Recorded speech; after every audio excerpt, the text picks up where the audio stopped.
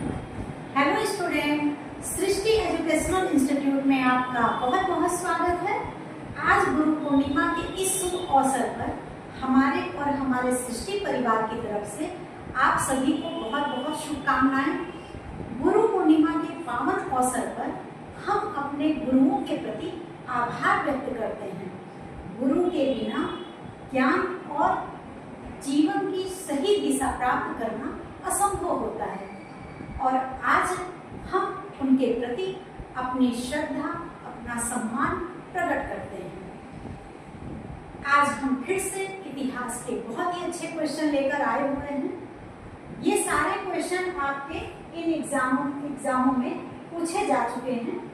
SSC CGL में पूछे गए हैं, एसएससी सीएचएल में, SSC MTS, SSC CPU, SSC GD, selection post, SSC steno, SSC J, इन सभी में ये सारे क्वेश्चन आ चुके हैं और फिर से आने की उम्मीद है, तो इन क्वेश्चनों को आप रिवीजन जरूर करें। तो चलिए देखते हैं आज का पहला क्वेश्चन। आज का पहला क्वेश्चन है, भीमराव अंबेडकर द्वारा मंदिर प्रवेश आंदोलन किस वर्ष शुरू किया गया था?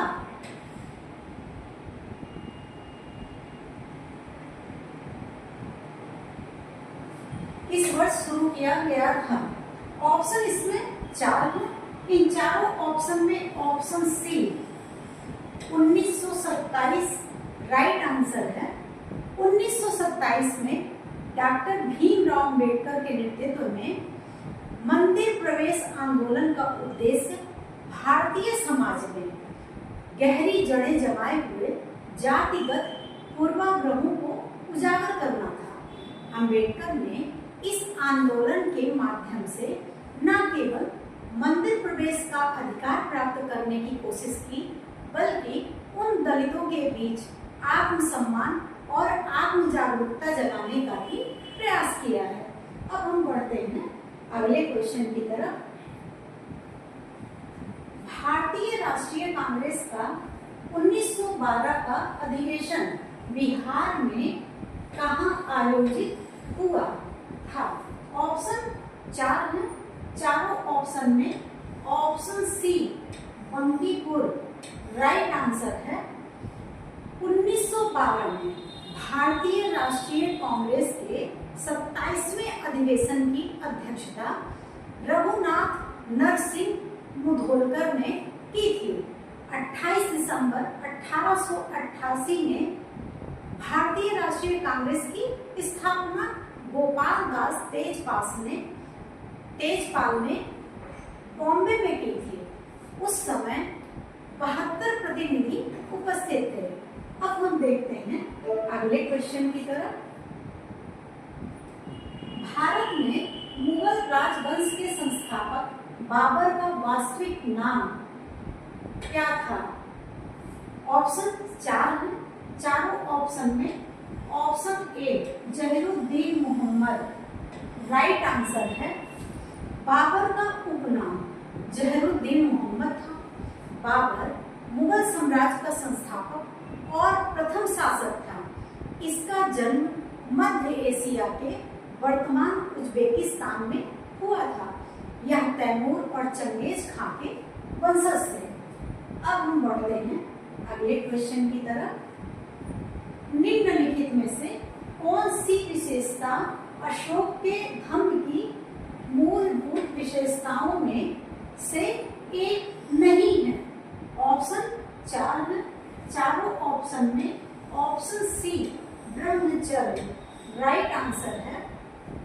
अशोक के धम्म की मुख्य विशेषता है अहिंसा, धार्मिक सहिष्णुता, सामाजिक कल्याण, नैतिकता और शिक्षा का प्रचार।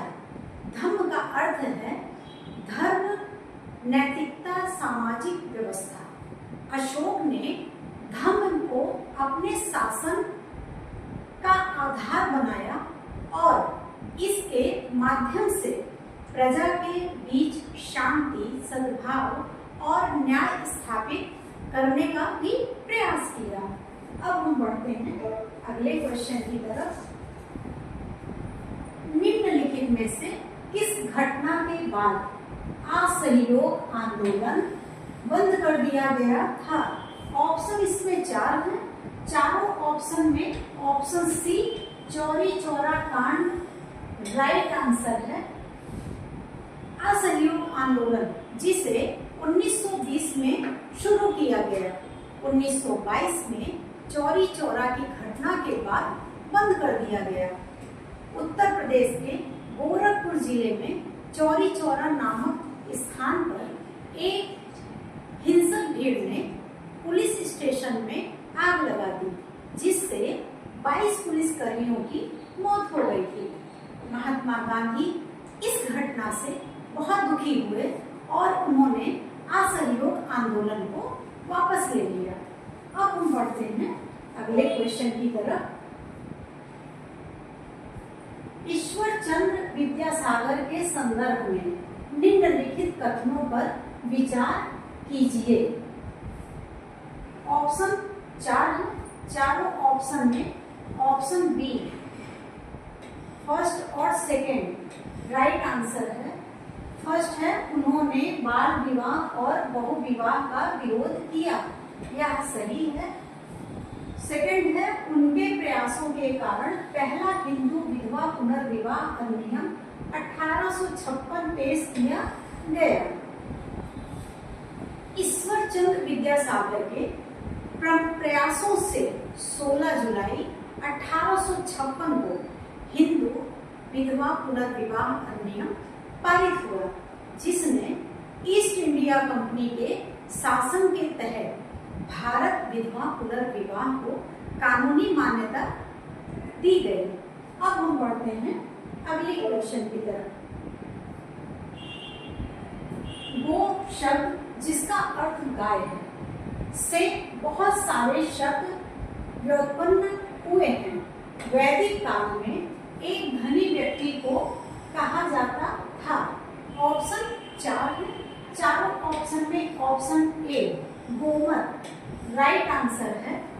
गोमत शब्द संस्कृत शब्द गोमती से लिया गया है, जिसका अर्थ है गायों को रखना। वैदिक काल में गोमत शब्द का प्रयोग धनी व्यक्ति या उस व्यक्ति से लिया जाता था जिसके पास बहुत सारी गायें हुआ करती थी। अब हम बढ़ते हैं अगले क्वेश्चन की तरफ। प्रतिहार जिसकी प्रथम राजधानी भीनमाल में थी ने के शासन के दौरान प्रख्याति प्राप्त की। ऑप्शन 4 है। चारों ऑप्शन में ऑप्शन ए नागभट्ट प्रथम राइट आंसर है। नागभट्ट प्रथम ने प्रतिहार वंश की नींव रखी। वह अरबों के विस्तार के दौरान उन्हें पराजित करने और गुजरात से ग्वालियर तक साम्राज्य विस्तार निर्माण के लिए भी जाना जाता है।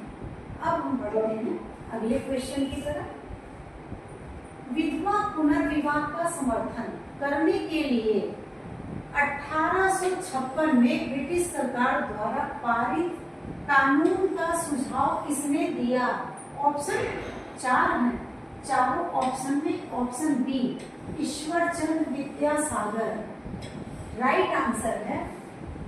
ईश्वर चंद्र विद्यासागर, जिन्हें बंगाली में गद्य का पिता भी कहा जाता है, इन्होंने विधवा पुनर्विवाह का समर्थन करने के लिए प्राचीन ग्रंथों का भी इस्तेमाल किया है और उनके सुझाव ब्रिटिश अधिकारियों ने भी अपनाया।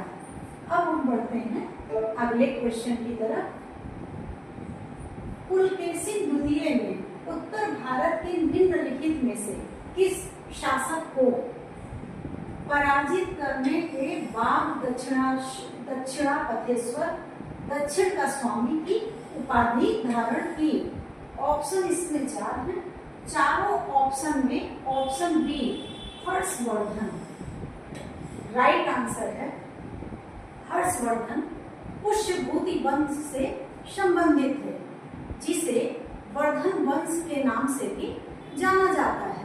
पुलकेशिन द्वितीय ने दक्षिणापथेश्वर की उपाधि धारण की, जिसका अर्थ होता है दक्षिण का स्वामी, दक्षिण का शासक।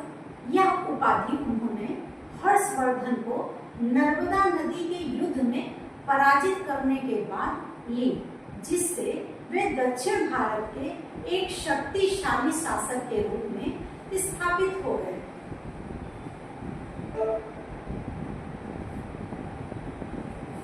आज के क्वेश्चन कैसा लगा आप सभी को, ये कमेंट बॉक्स में जरूर बताइएगा। हमारा प्रयास ऐसा ही रहेगा कि हम आपको डेली अच्छे से अच्छे क्वेश्चन लेकर आपके सामने आए। और अगर हमारा चैनल आपको पसंद आ रहा है तो लाइक करिए, शेयर करिए, सब्सक्राइब करिए। और आज फिर से गुरु पूर्णिमा की ढेर सारी शुभकामनाएं। Thank you so much.